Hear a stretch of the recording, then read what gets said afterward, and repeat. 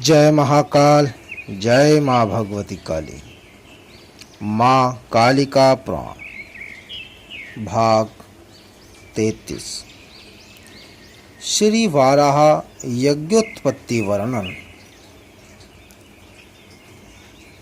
ऋषियों ने कहा, यज्ञ वाराह का देह यज्ञ तत्व को कैसे प्राप्त हुआ था और वाराह के 3 पुत्र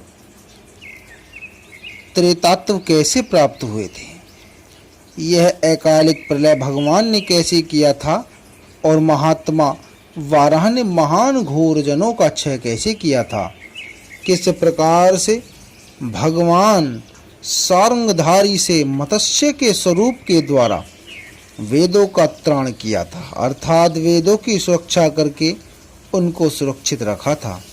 फिर दोबारा यह सृष्टि की रचना कैसे हुई थी और इस भूमि को किसने समुद्रवत किया था, वह देह कैसे प्रवृत्त हुआ था, यह सब हे महामते हमको बतलाइए। हे द्विज शार्दूल, इस सब का हाल आपने प्रत्यक्ष रूप से देखा है। हे महती मति वाले, आज हम सब इसके श्रवण करने वाले हो रहे हैं, अतएव हमको आप बतलाने की कृपा कीजिए। मार्कंडेय मुनि जी ने कहा, हे द्विज शार्दूलो, जो मैंने यहाँ पर एक अद्भुत सृजन किया था उसको अब आप सुनिए। आप सब परम सावधान हो जाइए और इस समस्त वेदों के फल को प्रदान करने वाले को सुनिए। यज्ञों में देवगण संतुष्ट होते हैं और यज्ञ में सभी कुछ प्रतिष्ठित है। यज्ञ के द्वारा ही पृथ्वी धारण की जाती है और यज्ञ से ही प्रजा का वर्ण किया करता है। अन्न के द्वारा प्राणी जीवित रहा करते हैं और उस अन्न की उत्पत्ति मेघों के द्वारा होती है। वे मेघ यज्ञों से हुआ करते हैं, इसलिए यह सभी कुछ यज्ञ से ही परिपूर्ण है। वह यज्ञ भगवान शंभु के द्वारा विदीर्ण किए हुए वाराह के शरीर से ही हुआ था। हे द्विजो, जैसा भी मैं आपको कहता हूँ उसको आप लोग परम सावधान होकर श्रवण कीजिए। मर्म के द्वारा वाराह के शरीर के विदारित होने पर उसी क्षण ब्रह्मा, विष्णु और शिव देवों ने जल से समुद्धत करके उस शरीर को वे आकाश के प्रति ले गए थे। उसके भेदन करने वाले भगवान विष्णु के चक्र के द्वारा वह शरीर खंड खंड कर दिया गया था। उनके अंग की संधियां जो थी वे यज्ञ पृथक पृथक समुत्पन्न हुए थे। हे महर्षियों, जिस अंग से जो समुत्पन्न हुए थे उनका सब आप लोग श्रवण कीजिए। भौं और नासिका की संधि से महान अध्वर यज्ञ ज्योतिष्टोम नाम वाला उत्पन्न हुआ था। थोड़ी कान की संधि से वहिष्टोम नामक यज्ञ समुद्भूत हुए थे। चक्षु और बाहों की संधि वे ओष्ठों से पौनर्भ वस्टोम वे कृत्यष्टोम यज्ञ समुत्पन्न हुए थे। जिह्वा के मूल से वृद्धष्टोम और वृहत्रष्टोम 2 यज्ञ उत्पन्न हुए थे। नीचे जिह्वा के अंतर्भाग से अतिरात्र और सर्वराज नाम वाले यज्ञों ने जन्म ग्रहण किया था। अध्यापन, ब्रह्मा यज्ञ, पितृयज्ञ, तर्पण, होम, देव, बलि, मौत, नृक यज्ञ, अतिथि पूजन, स्नान और तर्पण पर्यंत नित्य यज्ञ सर्वकंठ संधि से समुत्पन्न हुए थे तथा समस्त विद्या जिह्वा से उत्पन्न हुई थी। वाजिमेद, महामेद तथा नरमेद ये तथा जो अन्य हिंसा के करने वाले यज्ञ हैं वे सब पादों की संधि से समुत्पन्न हुए थे।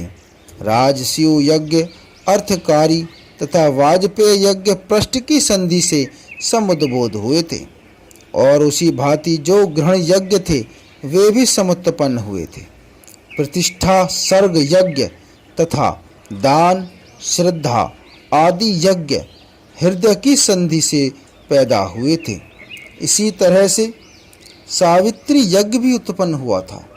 समस्त सांसारिक अर्थात संस्कार करने वाले अथवा संस्कारों से संबंध रखने वाले यज्ञ और जो यज्ञ प्रायश्चित करने वाले हैं अर्थात पापों की शुद्धि के लिए जो भी व्रत, दान, होमादि किए जाते हैं वे प्रायश्चित कहे जाते हैं।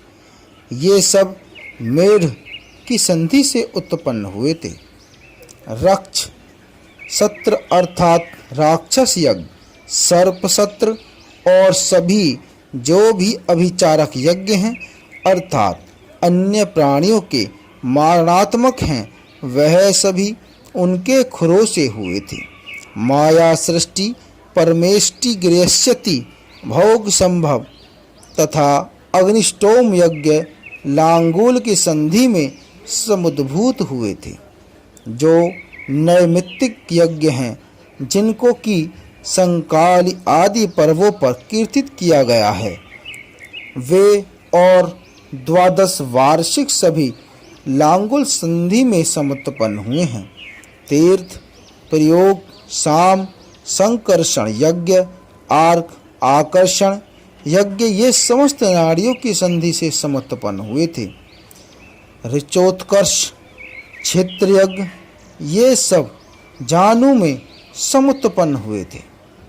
हे द्विजसत्तमो, इस रीति के 1,008 यज्ञ समुद्भूत थे।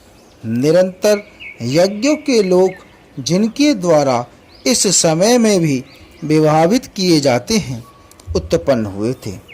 इनके पौत्र से स्त्रुक उत्पन्न हुई थी और नासिका से स्त्रुक हुआ था। अन्य जो भी स्त्रुक और स्त्रुप के भेद अभेद हैं वे पौत्र और नासिका से समुद्भूत हुए थे।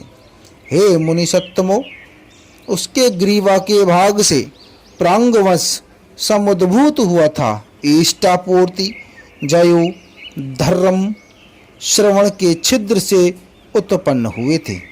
दाढ़ों से यूप, कुशा और रोम समुत्पन्न हुए थे। उद्गाता, अधर्वयु, होता और सामित्र ने जन्म ग्रहण किया था। ये अग्र, दक्षिण, वाम अंग प्रचात पादों में संगत हैं। पुरोडास चरु के सहित मस्तिष्क के अच्चव से समुद्गत हुए थे। खुर से यज्ञ केतु ने जन्म ग्रहण किया था। रेतो भाग से आज्य और स्वधा मंत्र समुद्गत हुए थे। यज्ञ का आलय पृष्ठभाग से और हृदय कमल से यज्ञ समुत्पन्न हुआ था। उसकी आत्मा यज्ञ पुरुष है, उनकी भुजाएं कक्ष से समुद्भूत हुई थीं।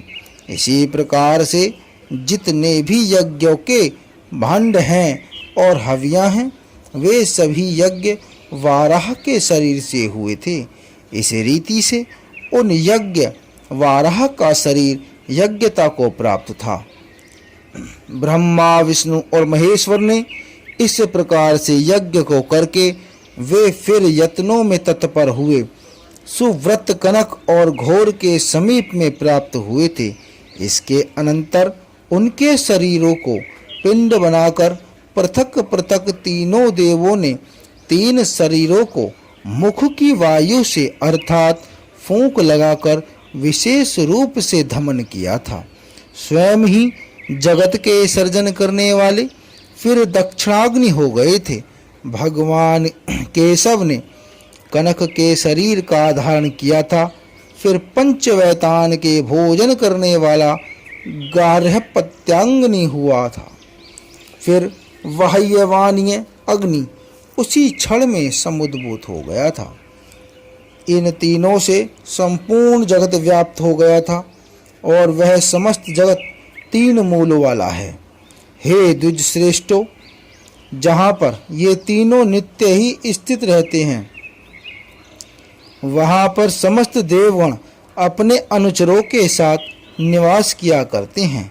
यह तीनों का स्वरूप नित्य ही कल्याण का स्थान है और यही तीनों का स्वरूप है। यह त्रयी की विधि का स्थान है और यह परम पुण्य का करने वाला है। जिस जनपद में ये तीनों वहरियों का हवन किया जाता है, उस जनपद में नित्य ही चतुर्वर्ग विद्यमान रहा करता है। चारों वर्ग धर्म, अर्थ, काम और मोक्ष होते हैं।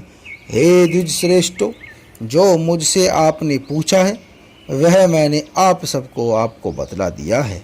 जिस प्रकार से यज्ञ वाराह का देह यज्ञ तत्व को प्राप्त हुआ था और जिस तरह से उनके पुत्रों के देह से वहरियाँ हुई थीं, मार्कंडेय ऋषि ने कहा, जिस कारण से भगवान ने अकालित यह प्रलय किया था। हे महाभागो, उस वाराहलोक संचय का आप श्रवण कीजिए।